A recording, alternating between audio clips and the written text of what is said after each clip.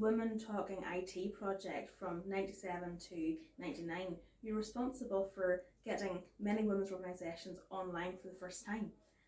What was that process like, and what was the impact on the women's sector in Northern Ireland? I love that work. Absolutely love that work. And the Women IT project, or the Women Talking IT project, it grew really out of the work that we've been doing, the regional education project. And I remember we did, just before the Women IT project, we did this piece of work in Fermanagh, with Fermanagh Women's Network, a fantastic organisation. And we literally went round all the women's groups and asked them what they wanted to learn about. The project was called Women Learning Locally. And I remember over and over again it came up, computers IT. So I can't remember where the funding came from, but we got funding to buy a suite of laptops. And I realised that might sound kind of, that's what you do now, but then we did that before the FE colleges did it, outreach with IT.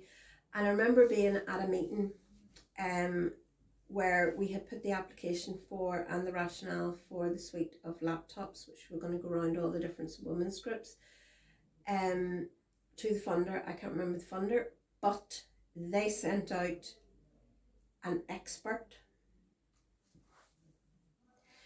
who was male, to make sure that we had got the spec of the computers right and that we knew what we were doing.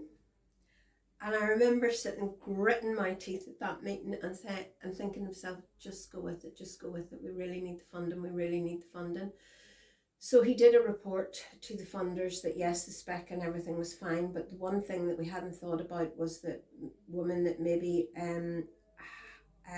couldn't see very well, that they would need a bigger screen. So part of the criteria for getting the funding for the laptops was that we bought this monitor. Now, monitors nowadays are about that width. The monitors in those days were about that width. So the tutors, we had to agree to it. The tutors brought all these laptops around in their bags, but they also had to hulk this massive big monitor around.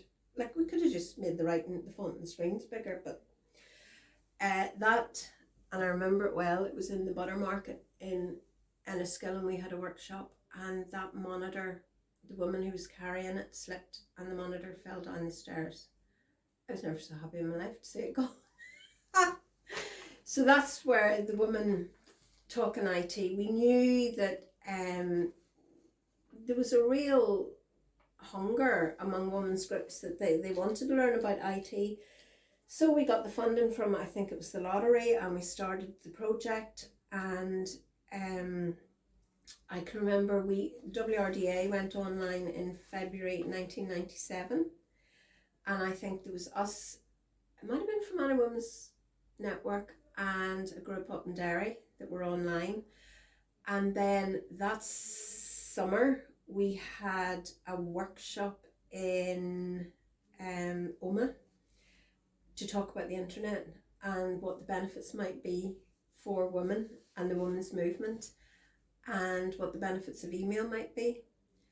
And out of that was born Women's Link. And there was a woman there, Susan O'Donnell from Dublin City University. She was doing research around women and the internet. So between us, we set up Women's Link. There was 6 women's organisations in the north that had an email address, and that was the birth of Women's Link all those years ago. And then the following year, the March 1998, I think it would have been, we decided to run an event and see how many women we could get online at the same time to talk to each other, which really now would be a big Zoom. But then there used to be an internet cafe in Shaftesbury Square. I'm showing my age now. And I was even nervous going into it. And I thought, no, women need to be able to go in there. So I remember going down and talking to the guy and saying, can we take this cafe over just for one morning? And we had another kind of suite that we were able to go online in, I think it was WorkNet. Then we had one in Fermanagh, I think there was one up in Derry, and we linked everybody up that International Women's Day, and there was over 70 women went online. We were so excited. We were on the evening news, we were in the papers. But when I look back on it now, all the excitement was about being online, but we didn't put any structure around what are we going to talk about. So we all got online and we were all buzzed and all excited, and then it was, so what do we do now? But it was great. It really was great. So that's how Women's Link started then. What was the drive behind Women's Link, and what do you think the impact of Women's Link has been? Because it has survived into the social media age, where there's maybe easier or more public facing ways of kind of keeping in touch, but Women's Link has remained active and also popular. That's an interesting question. I think the drive, to go back to the first part of your question, the drive behind it was around communication. Was there a better and quicker way of communication? And an example of the impact of that very quickly, and it was within the first year, I remember that there was a funding stream had been awarded, and there was no women's organisations had been successful in accessing that funding. And we realised that it would have taken us months to find that out. It would have been, by going to different workshops or different conferences, or people calling in for specific pieces of work, that we would have found out nobody got that funding. But on Women's Link, within a week, because a message went out, did anybody get the funding? Did anybody get the funding? And it was come back, no, we haven't heard of anybody got it. We found out very quickly no women's group had accessed that funding, so we were able to go back to that funder and say, what's going on here? So I think that's when we realised the impact of that very fast, very quick communication. I completely take what you're saying about social media, and I suppose the thoughts I would have around that is a lot of people have a mistrust or a fear of putting themselves out there on social media, because you have to sign up for an account, whether it be Twitter, whatever it is, TikTok, whatever you're on. So you really are putting yourself out there, and you also have to have a bit of knowledge of that system. Most people that are online now can handle email, and email comes into your email box. It's not, Women's Link isn't public in the way that a Twitter feed might be. So I think it still gives some privacy.